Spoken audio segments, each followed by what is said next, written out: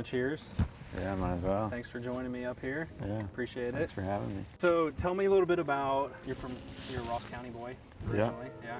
Born and raised. Yeah. Stuck around for a while. Left for about 8 years. Okay. Corona home, I guess is what you want to call it. Yeah. It's home while it's going on. Yeah.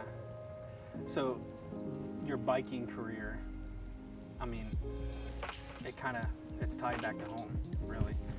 So Yeah. There's some motocross in that story for sure, but tell me a little bit about the biking and kind of the family trade and how you got started and stuff like that. So my dad basically didn't give me a choice if I wanted to get into it or not. I mean, he had the bike shop in town for 18 years or so, and so I was born into it. How old were you when your dad started bringing you out into like elements like this? I think the first time I ever went mountain biking was like 10 years old. I was so little I couldn't even get up the hills and stuff on my own, so he would strap a tube to his seat post and to my handlebars and tote me up the hills. When you first moved out to Colorado, like was there a point where you were just kind of starting to get into it to where like, I think I can make something of this, or were you doing it and then there was kind of a shift of, okay, I can really turn this into a career and I can really make something of this? Like at what point did that kind of click in your mind of like, I can ride with some of these guys? I just randomly did an enduro event. My first enduro event is where I kind of realized that. Before I was just doing it for fun, like riding for fun. I had no intentions on racing. Mm-hmm. And then my friends from Colorado kind of would always take care of my bike and stuff for me. So I think he obviously seen something there and talked me into racing for the first time. Did pretty well and kind of kept doing it for fun. And then I did an enduro event and I did super well there. My now teammate, Richie, was battling with him for a bit, and he was on his way to winning his first world championship. I realized if I could be battling with that guy, Yeah. I could probably try and do something with it if I took it serious. So got picked up by Yeti right after that race. Just excelled from there. Yeah. And now you've been able to go literally all over the world with this. Yeah. You know? I mean, growing up here, you never would imagine that. And then next thing you know, I've raced in all kinds of different countries. I mean, you go to Europe, you go to New Zealand, all these beautiful places, and it's insane that a bicycle can take you to these places like they do. So talk to me a little bit about coffee and kind of what kind of role that plays in your life, but then also too, like in your travels, I'm sure you've gotten to experience some really cool, unique cafes and coffee and who knows what. Teammate slash pretty much brother at this point.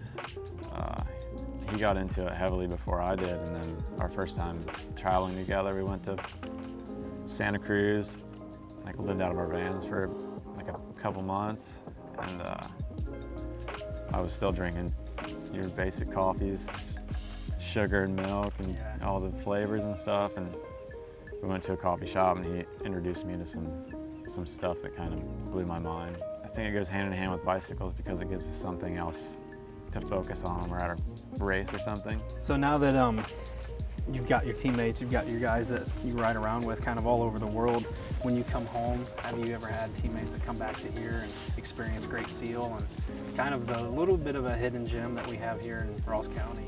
Yeah, not as much as I'd like to, but Sean did come here. It was during the winter, so he didn't really get the full experience for it, but I'm sure he's seen it was more than he expected. Yeah. Anyone that comes here from out of town can't believe that we have this in Ohio. So for you to kind of have a home base in a time like this, you know, have a place like Great Seal to kind of be in your backyard. Yeah, I mean, it definitely makes you fortunate, or realize how fortunate you are growing up in a place like this, just because for us here, throughout this whole thing, our lives have been pretty normal compared to most people's, just with any kind of day-to-day activity. And then our trails, like you said, they're pretty much a hidden gem.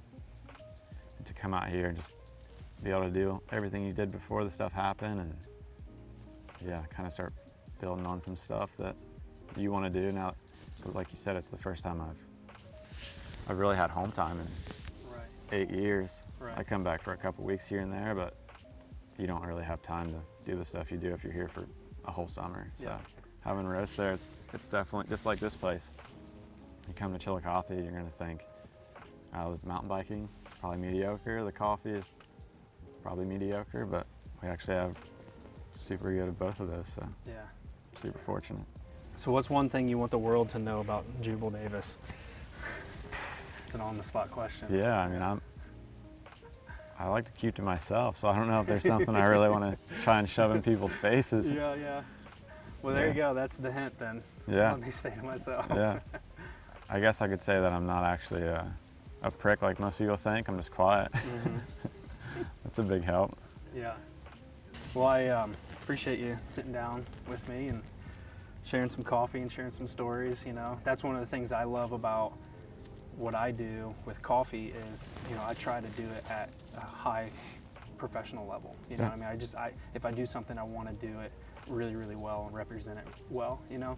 But at the same time, I'd want to do it well to share that experience. Yeah, super cool bringing you guys out here. I obviously get my thrill elsewhere, so when I come home, it's just more fun for me to share the experience Yeah. and kind of open your guys' eyes to a different way to ride the trails and Yeah. just see everything differently. Cool. Well, having that said, let's we'll finish these coffees and I'll show you some tricks on the way out.